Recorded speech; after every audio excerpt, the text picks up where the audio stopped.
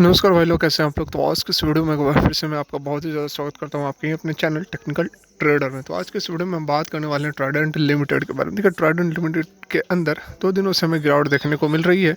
इस वीडियो में हम समझने वाले हैं कि आखिरकार गिरावट कब तक रहेगी, गिरावट कब रुकेगी और तेज़ी फिर से हमें कब देखने को मिलेगी। साथ ही समझेंगे कि लगातार अपर सर्किट का दौर चालू था, फिर यहाँ पर लोअर सर्किट कैसे लगने लगी।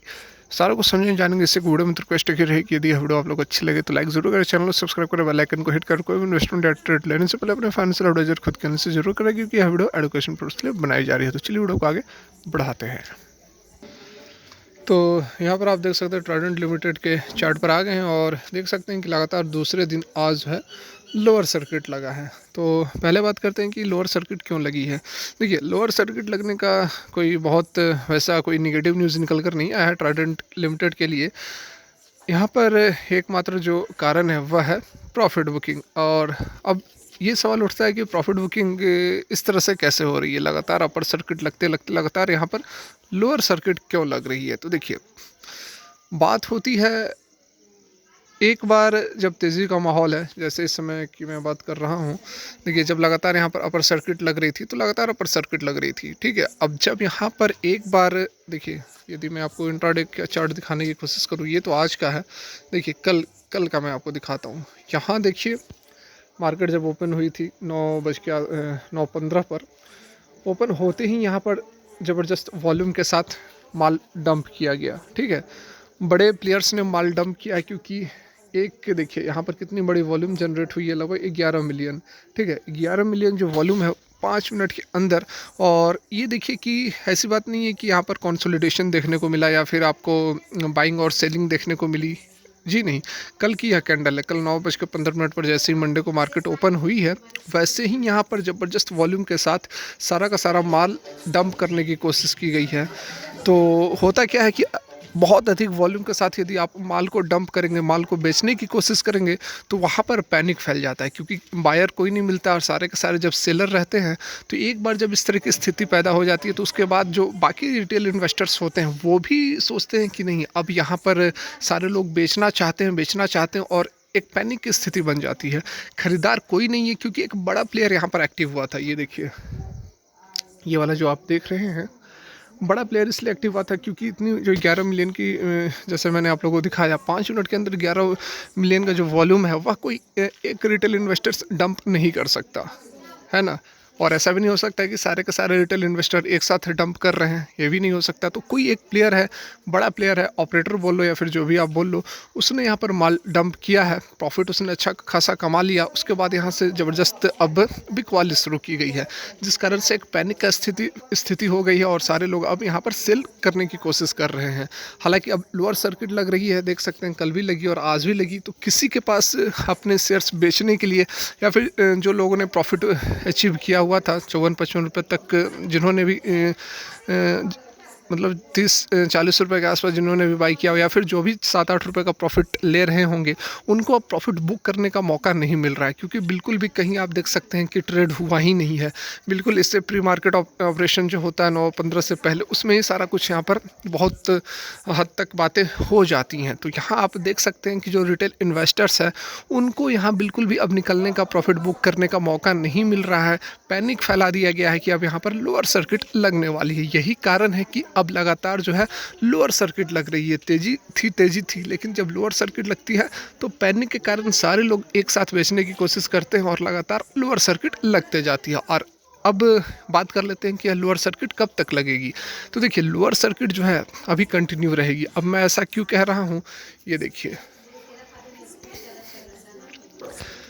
वन डे की यदि मैं कैंडल पे बात करने की कोशिश करूं, तो यहाँ देखिए, इससे पहले भी तेज़ी का माहौल था। देखिए, यहाँ पर अपर सर्किट लगी थी, फिर अपर सर्किट लगी, उसके बाद ये देखिए कंसोलिडेशन हुआ, कुछ दिन तक कंसोलिडेशन हुआ।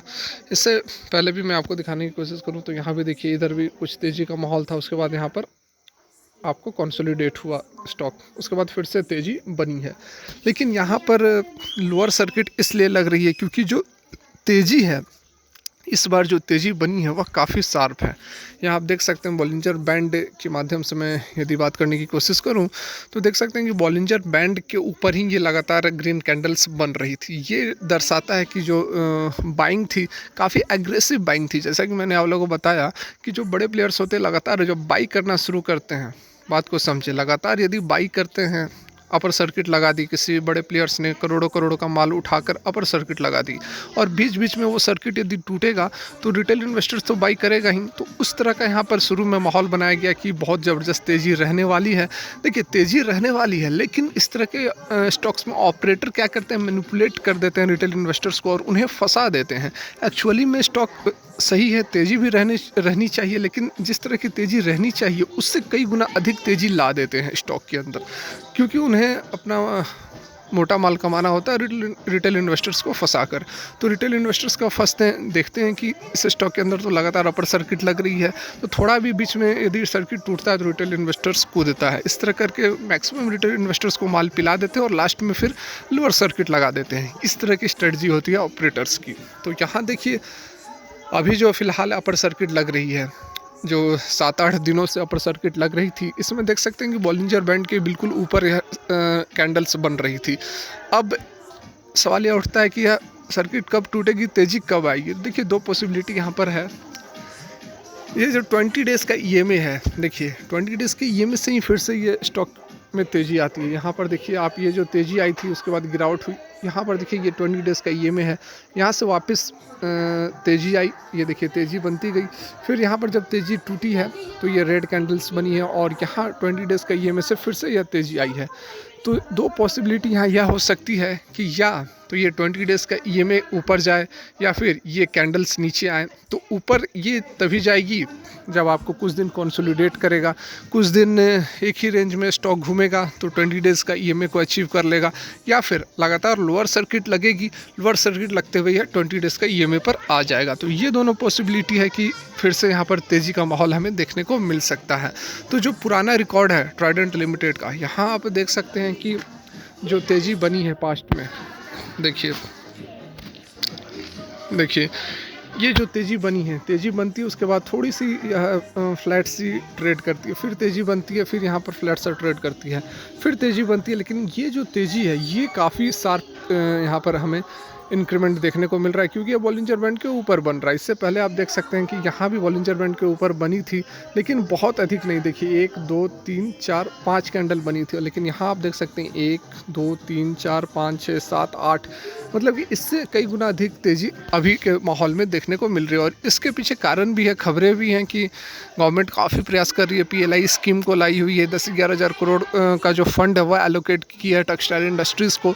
तो खबरें भी एक से एक निकल कर आ रही है। और अभी फ़िलहाल दुबई में टेक्सटाइल एक्सपो चल रहा, टेक्सटाइल वीक चल रही है, तो उसमें भी बहुत बड़ी बड़ी बातें निकल कर आ रही हैं। तो ये सारी खबरों का भी असर है। इस खबरों को ही यूज़ करके ऑपरेटर जो है जितनी तेज़ी होनी चाहिए थी उससे कई गुना अधिक तेज़ी यहाँ पर बना रहा है। ठीक है, तो ऐसी बात नहीं है कि बस कुछ नहीं है, ऑपरेटर बस मैनिपुलेट कर रहा है। खबरें भी हैं, स्टॉक में दम भी है, स्टॉक परफॉर्म भी बढ़िया कर रहा है। ट्राइडेंट का प्रॉफिट वगैरह भी क्वार्टर ऑन क्वार्टर के बेसिस पे बढ़िया हो रहा है, इसमें भी डाउट नहीं है ना। तो यहाँ पर देखिए जो गिरावट है कब रुकेगी, बात अब यह आती है, मेन मुद्दा यही है। तो देखिए मुझे जहाँ तक लगता है कि ये देखिए 20 डेज़ का ईएमए है आपको 44 पर और अभी है 52 पर।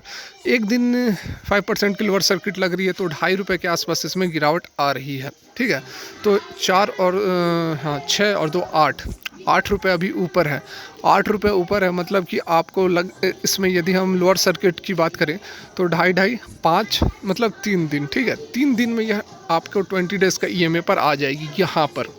तो एग्जैक्टली मुझे जहाँ तक लगता है कि 2 से 3 दिनों के अंदर इसमें लोअर सर्किट या गिरावट आएगी और फिर से एक बार कंसोलिडेट करेगी। मतलब उसी रेंज में आपको 45 रुपये के आसपास यह फिर 10-15 दिन तक कंसोलिडेट करते रहेगी और फिर से एक शार्प रैली इसमें आएगी। तो 3 से 4 दिनों के अंदर आपको स्टॉक फिर से संभलता हुआ नज़र आएगा। ये था मेरा प्रयास आप लोगों को कुछ बातें समझाने की। यदि कुछ बातों से सहमत हैं तो लाइक ज़रूर करें। वीडियो फिलहाल यहीं तक, धन्यवाद।